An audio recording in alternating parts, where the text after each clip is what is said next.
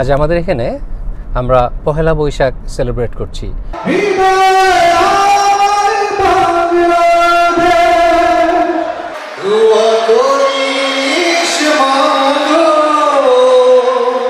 আমার সাথে আছে মেহনাজ আর সপ্তর্ষি। You watch my channel? Yeah. You watch my videos? Yeah. Hi. Oh, good.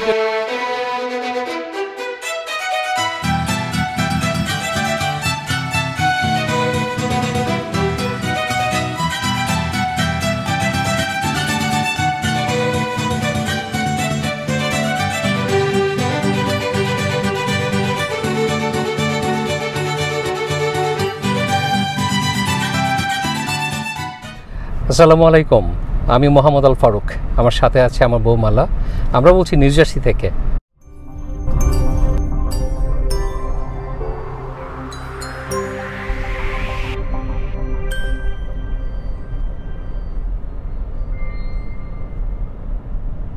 আজ আমাদের এখানে আমরা পহেলা বৈশাখ সেলিব্রেট করছি, আমাদের নতুন বাংলা বছর সেলিব্রেট করব।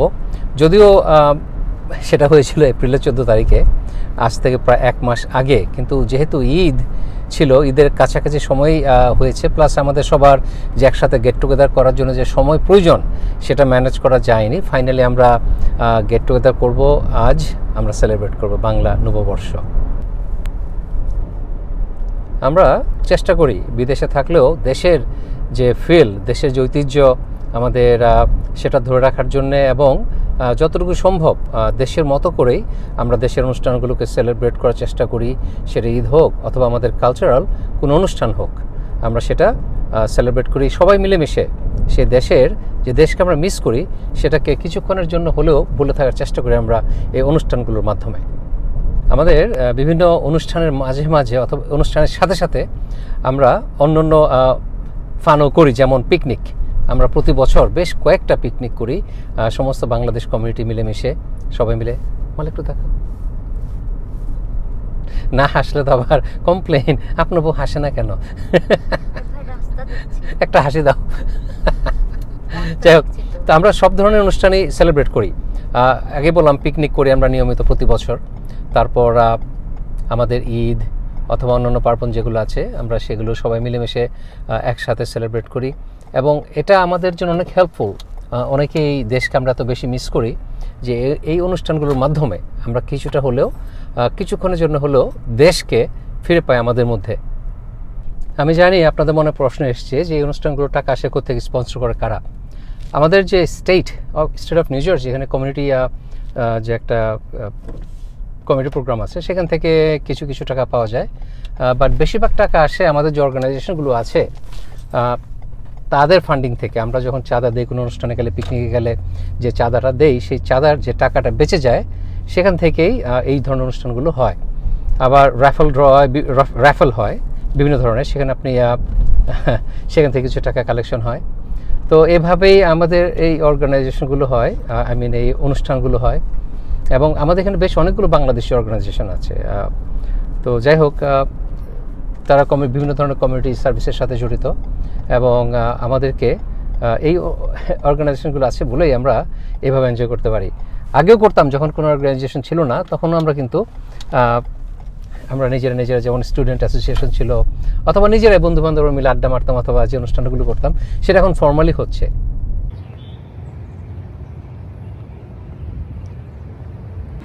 আমাদের বিভিন্ন অনুষ্ঠান হয় এই ধরনের হলে, যেগুলো আসলে চার্চ। এটা একটা চার্চ, কিন্তু এটা হলঘরটা ভাড়া দেওয়া হয় বিভিন্ন অনুষ্ঠানের জন্য। আমরা বিভিন্ন ধরনের অনুষ্ঠান এখানে করি, বিভিন্ন ধরনের গেট টুগেদার এখানে হয়, আর এটা একটা ফি দিয়ে তারপর এটা ভাড়া নেওয়া যায়।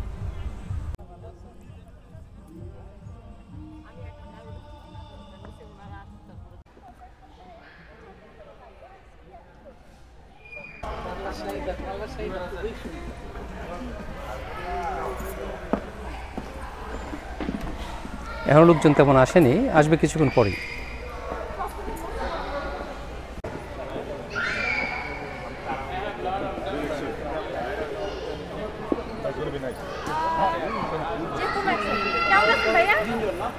আলহামদুলিল্লাহ, ভালো আছি।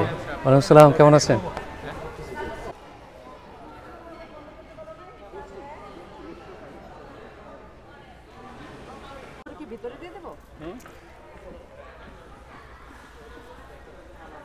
তো এখানে আপনি চাইলে বিভিন্ন ধরনের ফুড স্টল, আমাদের যে অনুষ্ঠানগুলো হয় এখানে ফুড স্টলের অপশন থাকে, অথবা জামা কাপড় জুয়েলারি এগুলোর অপশন থাকে। আর সেগুলোর জন্য এক একটা স্টল ফি যেটা, সেখান থেকেও কিছুটা টাকা আর্ন হয় অ্যাসোসিয়েশনগুলোর। যেমন এখানে একটা জুতোর দোকান, তো এদের স্টলগুলোর জন্য নেয় $300।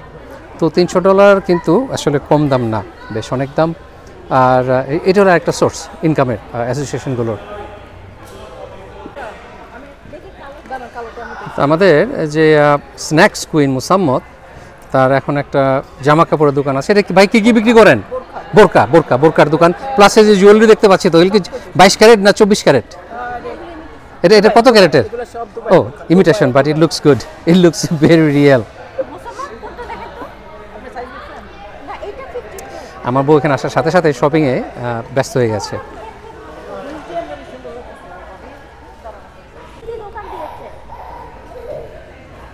তো আপনাদের সবার প্রিয় মুসাম্মতের কন্ট্যাক্ট ইনফরমেশন এখানে আছে, আপনারা চাইলে তার সাথে যোগাযোগ করে তার প্রোডাক্ট কিনতে পারেন।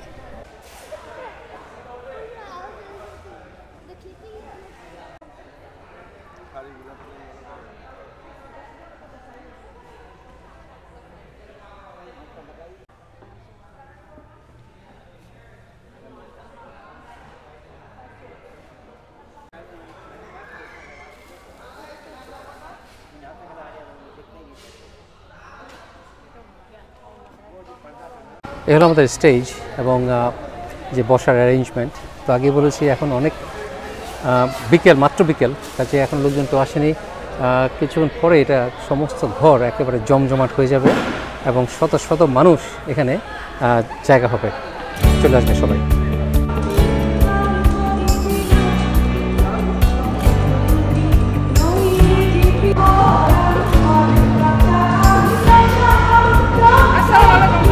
ওয়ালাইকুম আসসালাম, কেমন আছেন?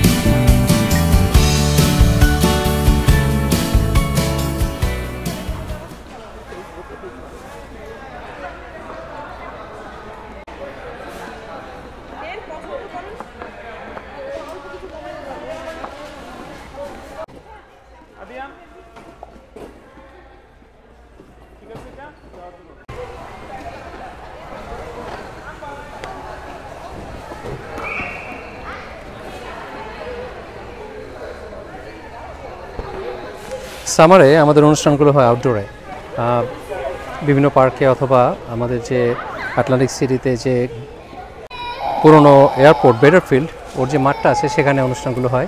এখনও ঠান্ডা, ওয়েদার অত ভালো হয়নি, যদিও আজকে বেশ গরম, কিন্তু এখনও যেহেতু 100% ভালো ওয়েদার না, তাই ইনডোরে হচ্ছে অনুষ্ঠানটা।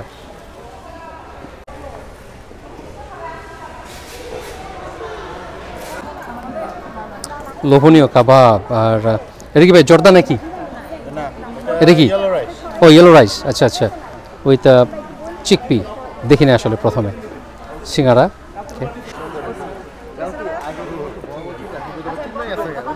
এটা কি ফুচকার প্রিপারেশন নাকি চটপটি? এটা ফুচকার প্রিপারেশন, ওকে। ইলিশ মাছ কত করে পিস? এখনো দাম হয় না, আমি এখনই খাইতে চাই, তাহলে দাম কত নিবা? এদের এখনো দাম ফাইনালাইজ করে নাই। ভাই কোনটা এখন যদি সিদ্ধান্ত না নাও কখন নিবা? আচ্ছা, তার মানে এক টুকরা ইলিশ মাছ আর পান্তা ভাত আলু ভর্তা দিয়ে $15, এই তো? ও শুটকি ভর্তাও আছে, ওকে ওকে ওকে। এই পাটিসাপটা কি এটার সাথে আসে না? এটা আলাদা $2, আচ্ছা আচ্ছা, ঠিক আছে। ও আচ্ছা আচ্ছা, এই ইলিশ পান্তা ভাতের সাথে পানিটা free. Thank you thank you. একদম শুভ নববর্ষের ড্রেস পরে আসছে।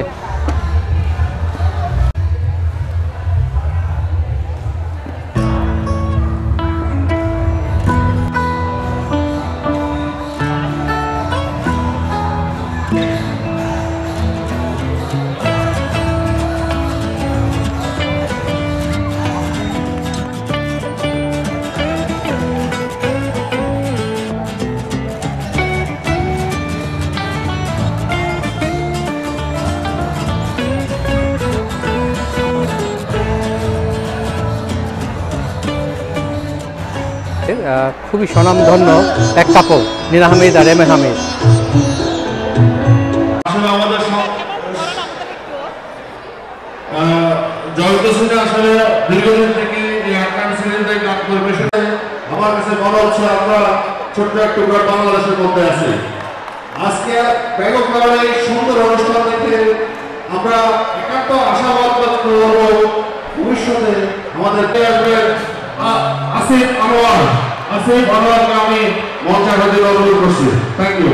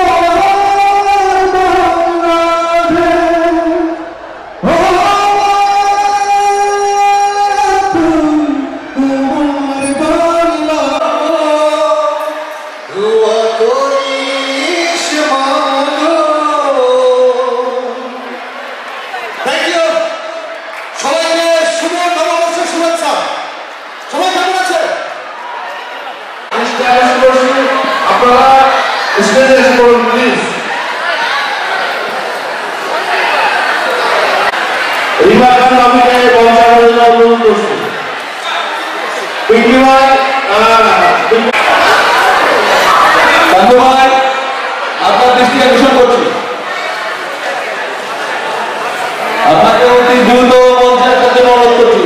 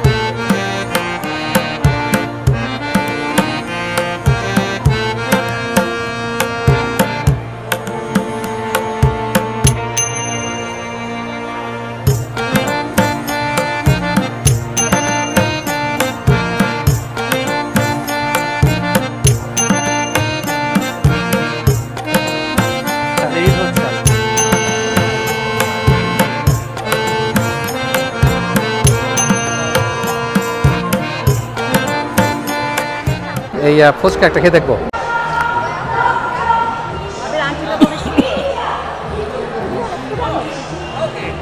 অনেক মজা, খাও।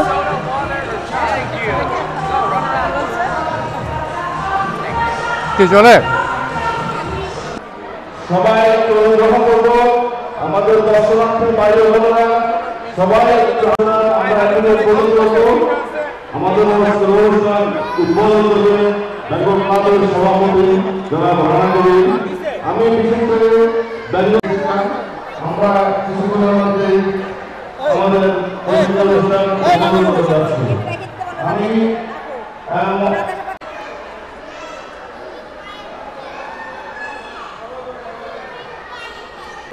জয় কর্মকারকে আমি আপনাদের সবাইকে অশেষ ধন্যবাদ।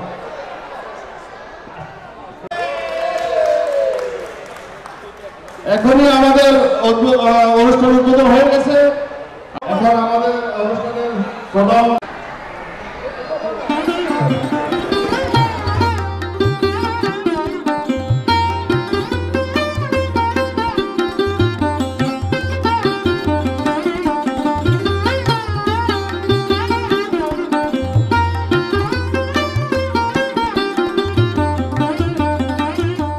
আমাদের এখানে বিভিন্ন ধরনের দেশি বাংলাদেশি গান হবে, দেশাত্মবোধক গান হবে, কিন্তু সেগুলো পোস্ট করা যাবে না কারণ সব কপিরাইটেড।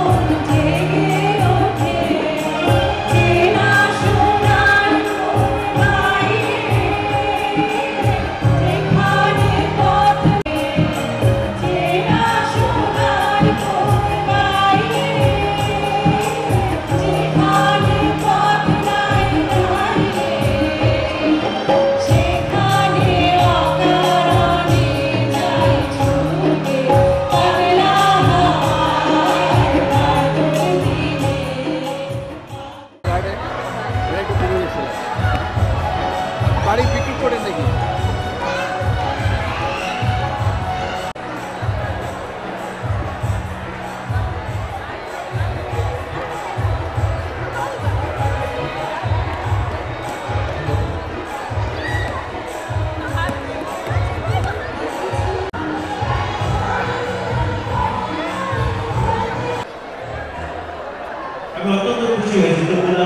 কেমন আছেন আঙ্কেল?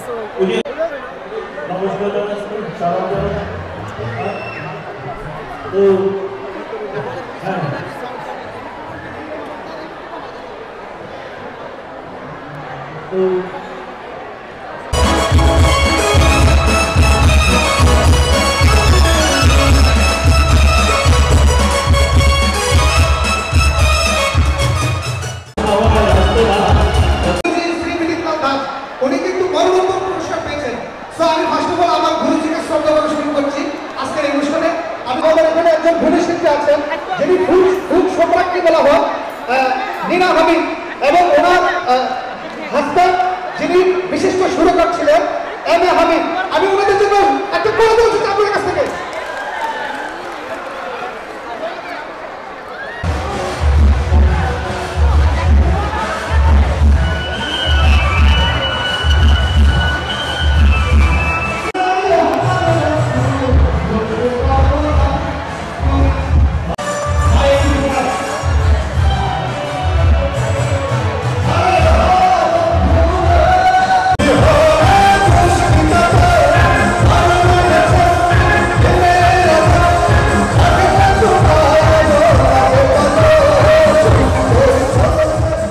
আমার সাথে আছে নিউ ইয়র্কের বিথি, নিউ ইয়র্কের Jackson height, right? Jamaica actually, new ইয়র্কের জ্যামাইকা থেকে। বিথি, আপনি তো আগে নিউ জার্সি ছিলেন, হ্যাঁ আমি এখন নিউ ইয়র্কে থাকেন। নিউ ইয়র্ক কেমন লাগে? নিউ ইয়র্ক খুব ভালো লাগে, ভীষণ ভালো লাগে। অনেক বেশি বাংলাদেশি, অনেক চেনা জানা সব কিছু নাকি? হ্যাঁ হ্যাঁ, অনেক আপনার এই মেলায় এসে কেমন লাগছে এখন? মেলায় তো খুবই ভালো লাগছে, আর এখানকার স্থানীয় শিল্পীরা সবাই গান করলো। এছাড়া দেখতে পেলাম যে শুভ্রদেব এসছে, উনিও গান করবেন, এবং মেলায় যত ধরনের জিনিসপত্র বিক্রি হচ্ছে, অনেক ধরনের খাবার দাবার। হ্যাঁ, আর অনেক দিন পরে আমার পুরানো কলিগদের সবাইকে পেলাম। আমি বরগাডায় কাজ করতাম এক সময়, তো ও কলিগদের পেলাম অনেক দিন পরে, আমার অনেক ভালো লাগছে সব কিছু মিলিয়ে। আমার সাথে আছে মেরাজ। আমরা ওই কয়েক বছর আগে ফ্লোরে গিয়েছিলাম বার্থডে পার্টিতে বাপ্পার। তো মেরাজ, তুমি তো 4 বছর ধরে আমেরিকাতে আছো, আমেরিকা কেমন লাগে? খুবই ভালো। বাংলাদেশে কোথায় ছিল আগে? ঢাকা, খিলক্ষেত। এখন খুবই ভালো বললে তো হয় না, আরো ডিটেল বলো, কেন ভালো লাগে, কি ভালো লাগে? এই যে বাংলাদেশের সবাই আমরা এখন একটা গেট টুগেদার হলাম, এরকম আমাদের প্রায় গেট টুগেদার হয় বাংলাদেশি সবার সাথে। তো আমাদের এখানে আমি অনেকটা বাংলাদেশি ফিল পাই, কারণ আমাদের এখানে অনেক ওভারঅল বলতে গেলে ডিফারেন্সটা হলো বাংলাদেশ আর আমাদের এই নিউ জার্সি। তো কজ আমি তো ঢাকায় গ্রো আপ হয়েছি, সো অনেক ট্রাফিক, আমাদের এখানে কোনো ট্রাফিক নাই, বা হেলথ সিস্টেম, তারপর আমরা যে এখানে অনেক স্পেস বা ওরকম গ্যাদারিং নাই, অত ডেন্সলি মিস করো না? ডেন্সলি পপুলেটেড না। হ্যাঁ, ওটা মিস করি, বাট আমাদের এখানে অনেক অনেক বাঙালি, সো এখন ওরকমটা ফিল হয় না, কারণ আমি আমার প্যারেন্টস নিয়ে থাকি, আব্বু আম্মু ভাই বোন, তারপর আমার নানু থাকে, খালামণি থাকে, সো আমি ওরকম ফিলটা করি না যে আমার মানে বাংলাদেশকে একদম মিস করতেছি, কারণ আমার পুরো ফ্যামিলি এখানে ইউএসের মধ্যে। তো এখন ফ্রেন্ড সার্কেলও এখানে অনেক ফ্রেন্ড সার্কেল দেখা যায় যে স্টুডেন্ট ভিসায় আসছে, কিন্তু আমি নিজেও জানি না, হঠাৎ ফেসবুকের মধ্যে দেখা হয়ে গেল যে ও স্টুডেন্ট ভিসায় মুভ হয়ে গেছে। এরকম অনেকেই দেখা যায়। নিউ ইয়র্কে গেলে দেখা যায়, এই লাস্ট মান্থে ভার্জিনিয়া গেছিলাম একটা কাজিনের বিয়েতে, তো ওইখানে যে দেখি বিয়ের মধ্যে ওই বরপক্ষের ফ্রেন্ড হইলো আমার ইউনিভার্সিটি, বাংলাদেশের ইউনিভার্সিটির ফ্রেন্ড। সো তো এই মেলাটাও তো একটা অনেক বড় পুনর্মিলন, আমাদের 500 নিউ জার্সির মানুষজন, তারপর নিউ ইয়র্ক থেকেও আসছে, তো অনেক সুন্দর। গানের মাঝে মাঝে একটু ভিডিও করার সুযোগ হচ্ছে, কারণ যখন গান বাজে তখন তো আসলে ভিডিও করা যায় না, সবই কপিরাইটেড। গান চোরেরা সব চুরি করে নিয়ে গেছে। খুঁজে পাবো।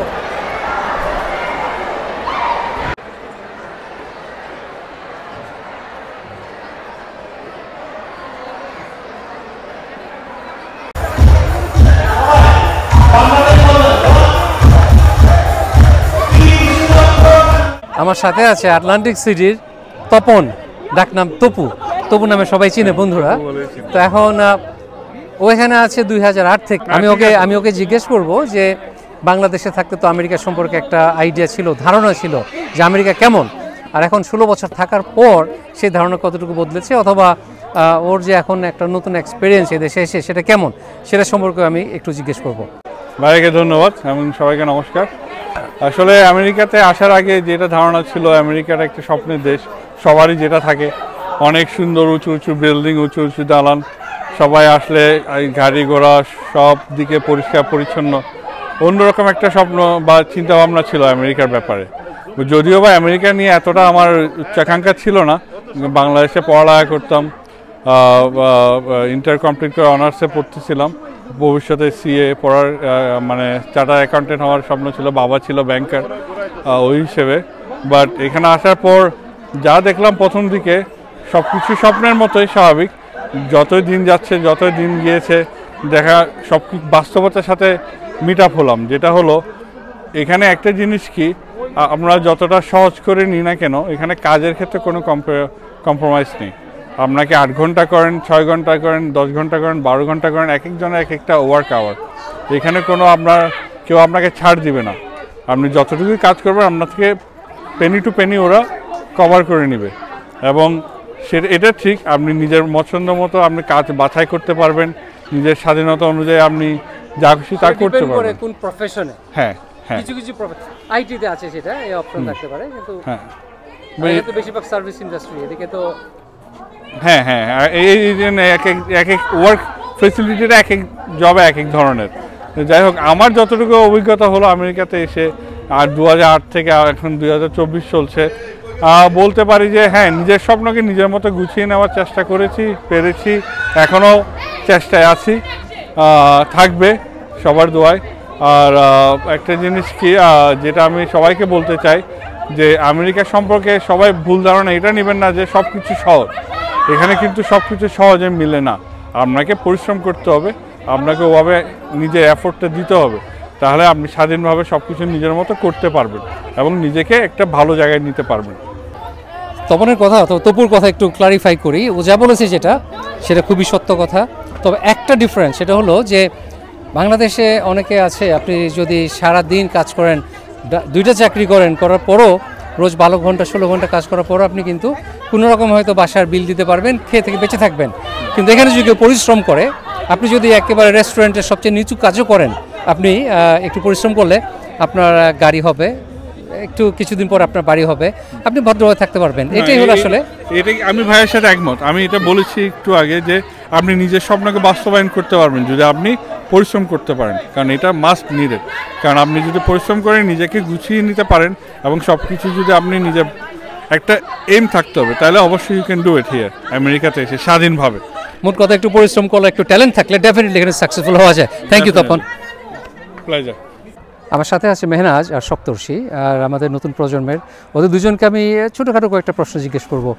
তো মেহনাজ, তুমি এখানে আসছো যখন তোমার বয়স ছিল মাত্র 11 কি 12, রাইট? ক্লাস 6 এ পড়ো তুমি। জি। তাহলে তোমার এখন 3 বছর ধরে তুমি আমেরিকা আছো, তোমার আমেরিকা কেমন লাগছে? বাংলাদেশের সাথে কম্পেয়ার করলে এটা কিভাবে তুমি কম্পেয়ার করবে? Please leave. ওকে, বাংলাদেশের সাথে কম্পেয়ার করলে অনেক ডিফারেন্স। এখানে অনেক বেনিফিটস, বাট বাংলাদেশে অনেক মিস করা হয়। হ্যাঁ, সেটা বুঝলাম, কিন্তু তোমার ক্লাসে তুমি ছোটবেলা যে বাংলাদেশে ক্লাস করতে সেটা কেমন লাগতো, আর এখানের যে ক্লাসরুম এবং টিচিং যে স্টাইল, টিচাররা তোমার সাথে যেভাবে বিহেভ করে সেগুলো সম্পর্কে একটু বলো, ডিফারেন্সটা কি? অনেক ডিফারেন্ট, অনেক ডিফারেন্ট। বাংলাদেশে হচ্ছে গিয়ে পড়ালেখা না পারলে মাইরও দিতে পারে, বা এখানে মাইরটার দেওয়া হবে না, বকা দেওয়া হবে না। এটা হচ্ছে গিয়ে নিজের প্রবলেম যদি আমি আমার না হোমওয়ার্ক করি। আচ্ছা, তো ওভারঅল তোমার বাংলাদেশ আর আমেরিকার সাথে কম্পেয়ার করলে আমেরিকা ভালো লাগে বেশি, না বাংলাদেশে তুমি বেশি কমফোর্টেবল ছিলা?